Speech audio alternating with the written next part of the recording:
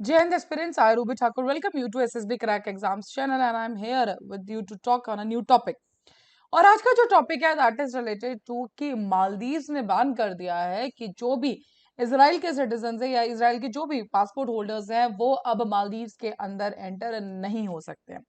तो चलिए जानेंगे पूरे वीडियो लेक्चर में कि ऐसा जो कदम है मालदीव्स की तरफ से क्यों उठाया गया और क्या इंडिया के लिए इससे कोई फायदा है या नहीं। डन।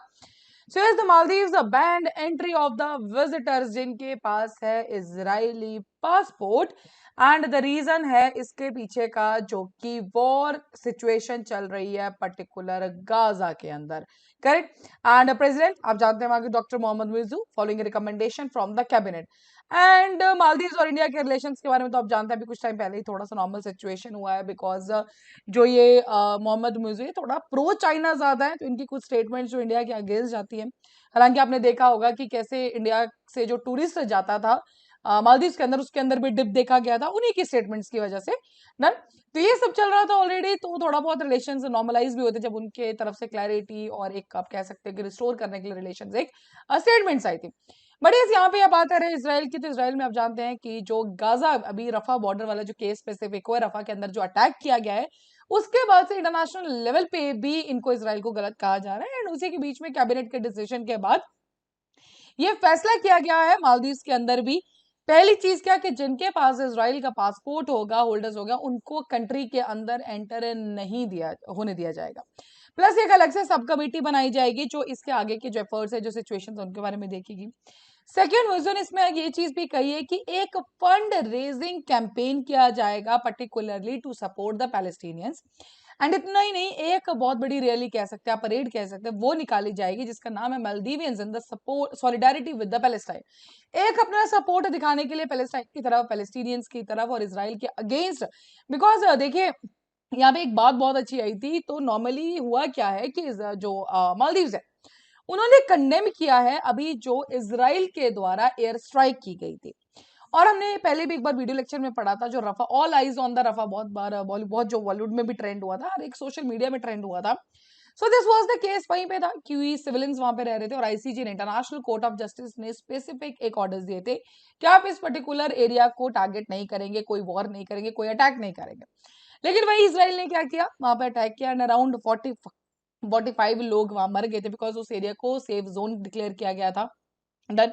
एंड जब ये हुआ उसके बाद हर जगह सोशल मीडिया पे हालांकि इसराइल ने भी इसके ऊपर से एक अपोजिट ट्रेंड चलाया कि आप लोग 7 अक्टूबर को कहाँ थे where were the eyes on 7 October लेकिन वो उतना ज्यादा सक्सेसफुल नहीं रहा ट्रेंड देखा जाए अगर एक कंपैरिजन किया जाए। But is all eyes on the Rafah because Rafah को एक सेफ जोन डिक्लेयर किया गया था by the ICJ special orders थे कि आप इस पर अटैक नहीं करेंगे। और इसराइल ने वहीं जाके अटैक किया बाद में इसराइल ने बोला कि नहीं it's mistake only done but the point is already 45 लोग वहां पे मर चुके थे बिकॉज वहां पे सारे जो भी सिविलियंस उनके लिए टेंट कैंप्स एंड ऑल सब वहां पे शेल्टर दिया गया था उन लोगों को। एंड वहीं जब इसराइल ने अटैक किया अब इसी के ऊपर मालदीव्स का कहना ये है कि इसराइल को आईसीजे के रूलिंग्स के साथ अबाइड करना चाहिए बिकॉज हम इंटरनेशनल कोर्ट ऑफ जस्टिस की बात कर रहे हैं एक इंटरनेशनल लॉ की बात कर रहे हैं तो वहां पर आप ये नहीं कह सकते कि नहीं हम उससे बाहर हैं no one is exempted from this particular thing. And उसी के ऊपर एक चीज आती है together with the government and people of Maldives I call for an immediate ceasefire and end to violence and unhindered humanitarian access और ये सब बात आई थी उसी के ऊपर। अब जब ये सामने से एक रिपोर्ट आई कि यस अब इसराइल के जो पासपोर्ट होल्डर्स उनको नहीं जाने दिया जाएगा तो अब क्वाइट ऑब्वियस था कि इसराइल भी एक अपनी एडवाइजरी देती। एंड इसराइल ने उसके ऊपर कहा कि जो भी सिटीजन वहां पर जाना चाहते हैं मालदीव एक तो पहली बात वो अवॉइड करें। दूसरी बात जिनके पास डुअल सिटीजनशिप है और जो इजरायली सिटीजन वहां पे कट रहे वो जल्द से जल्दी ट्राई करेगा वहां से लीव करें वहां से छोड़ के आ जाए बिकॉज वहां पे थोड़ा मुश्किल हो जाएगा इसके बाद अगर आप इमीडिएटली वहां से नहीं आते हैं उस पर्टिकुलर सिचुएशन से बाहर निकलना। एंड ये सब जब इसराइल ने भी बात कर दी अगर थोड़ा सा हिस्ट्री पर्सपेक्टिव में देखें तो मालदीव ने पहले भी इसराइल पे बैन लगाया था लेकिन 1990s के अंदर थोड़ा सा उन्होंने हटा दिया था और रिस्टोर करने की कोशिश की थी रिलेशंस की that is in the year 2010। लेकिन उसके बाद भी एक रोड ब्लॉक्स देखे गए आप सब जानते हैं जब प्रेसिडेंट थे मोहम्मद नशीद इन द 2012 वहां पे थोड़ा सा फिर इशू देखा गया लेकिन अब फिर से इसराइल को जो क्या है बैन कर दिया गया है उनके सिटीजन्स को नहीं जाने देगा और सारा का जो सारा केस है जो उन्होंने वॉर किया है वहां पे पर्टिकुलरली रफा में उसी के बाद ये सारी चीजें। हालांकि अगर आप अभी भी बात करेंगे तो इसराइल के अंदर अगर एक स्टार्टिंग फेज पहले 4 मंथ्स की हम बात करें तो 528 ही इजरायली नेशनल्स हैं जो कि मालदीव्स के हैं। अगर कंपेयर किया जाए तो इसी पर्टिकुलर इन्हीं 4 महीनों में लास्ट ईयर में इट वाज 46-44 डन। तो इतने लोग थे जो ट्रेवल किए थे, लेकिन इस पर्टिकुलर टाइम में it is only 528 nationals. And ऐसा नहीं है कि सिर्फ मालदीव्स एक पहला ऐसा देश है जिसने इसराइल को बैन किया था, या इसराइल के नॉर्मली इस वॉर के बाद काफी ऐसी कंट्रीज है जिन्होंने इनको ऑलरेडी बैन किया।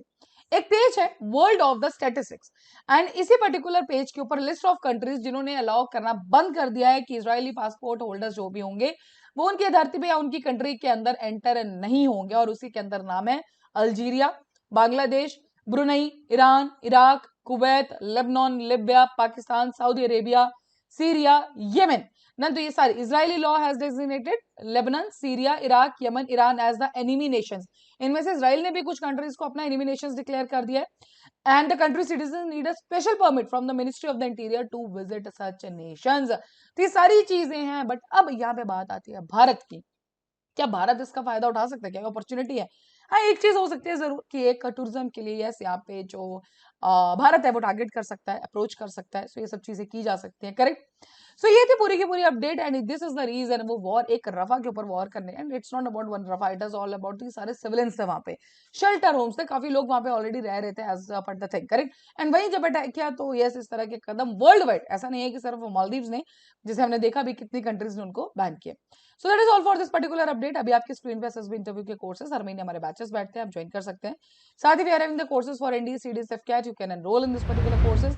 एंड जब भी आप एनरोल करें उस टाइम पर डिस्काउंट कोड जो कि वॉरियर 10 यूज करना ना भूलें। जैसे आप इस कोड को यूज करेंगे you will be getting the 10% of on that particular course. So that's all for the day. Thank you so much for watching this video lecture. जय हिंद, जय भारत। अगर आप एक डिफेंस एस्पिरेंट हैं और SSB interview, NDA, CDS, AFCAT जैसे exams के लिए प्रिपेयर कर रहे हैं तो आप एसएसबी क्रैक एग्जाम्स के कोर्स को चेक करना ना भूलें। आप हमारी लर्निंग एप्लीकेशन को गूगल प्ले स्टोर से भी डाउनलोड कर सकते हैं।